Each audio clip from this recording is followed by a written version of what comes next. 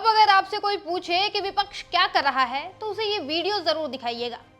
राजस्थान के झुंझुनू के रहने वाले प्रदीप मेघवाल ने जब नीट पेपर लीक की खबर सुनी तो वो बर्दाश्त नहीं कर पाया। उसने अपनी जान दे दी। प्रदीप के इस कदम ने उसके पूरे परिवार को तोड़कर रख दिया। परिवार का सपना था कि बेटा बड़ा होकर डॉक्टर बनेगा, परिवार को गरीबी से निकालेगा। वो सब खत्म हो गया।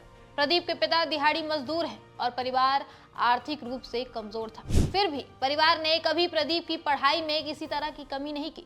पिछले 3 साल से प्रदीप सीकर में रहकर नीट की तैयारी कर रहा था। पढ़ाई के लिए परिवार ने 11 लाख रुपए तक का कर्ज ले लिया था। बेटे को डॉक्टर बनाने के लिए परिवार ने अपना घर तक नहीं बनवाया था। लेकिन प्रदीप की मौत ने सारी कुर्बानियों और सपनों पर पानी फेर दिया। आज के समय में प्रदीप के परिवार के पास कुछ नहीं बचा, ना ही बेटा और ना ही पैसे। ऐसे में कर्ज में डूबे परिवार की मदद के लिए कांग्रेस सामने आई। कुछ दिनों पहले ही एनएसयूआई के राष्ट्रीय अध्यक्ष विनोद जाखड़ पीड़ित परिवार के घर पहुंचे थे। उनकी बात राहुल गांधी से फोन पर करवाई और उनकी सारी समस्याएं बताई, जिसके बाद राहुल गांधी ने पीड़ित परिवार से वादा किया था कि वो उन्हें न्याय दिलाएंगे, साथ ही जितनी हो सके उनकी मदद करेंगे।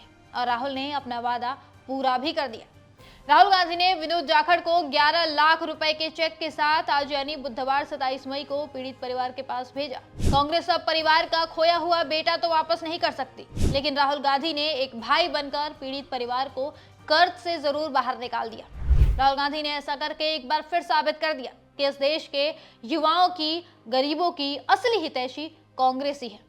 ये भी जान लीजिए, जिस दिन से नीट का पेपर लीक हुआ है और परीक्षा रद्द हुई है, उसी दिन से कांग्रेस इसके खिलाफ सड़कों पर है। कांग्रेस के कार्यकर्ता भरी दोपहरी में 45 डिग्री तापमान झेलते हुए भी सड़कों पर नीट के छात्रों की आवाज बुलंद कर रहे हैं, उनके लिए न्याय की मांग कर रहे हैं। अब चलते हैं ओडिशा में। यहाँ फरवरी 2023 में ओडिशा सरकार ने वेदांता लिमिटेड को सीजीमाली बॉक्साइट खदान 50 साल के लिए लीज पर दे दी।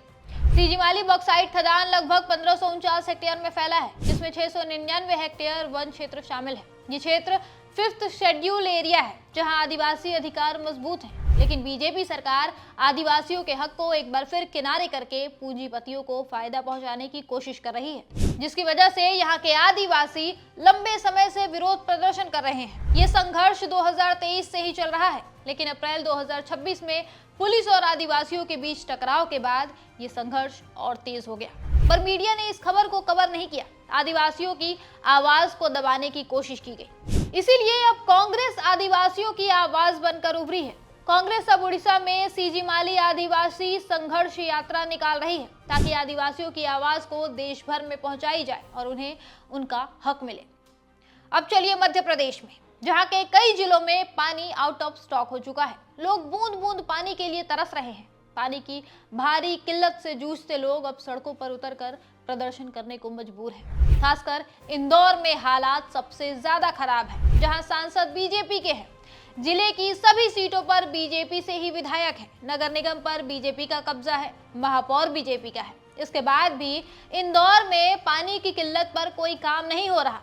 ऐसे में कांग्रेस अब यहाँ भी सड़कों पर उतर आई है। भारी संख्या में कांग्रेस के कार्यकर्ता इंदौर की सड़कों पर है। पानी की किल्लत से जूझती जनता के लिए प्रदर्शन कर रहे हैं। राजस्थान हो, ओडिशा हो या मध्य प्रदेश, कांग्रेस हर जगह दबी हुई आवाजों को उठा रही है, जनता के हक के लिए लड़ाई लड़ रही है। यह है असली विपक्ष का काम, जो कांग्रेस पूरी ईमानदारी से कर रही है।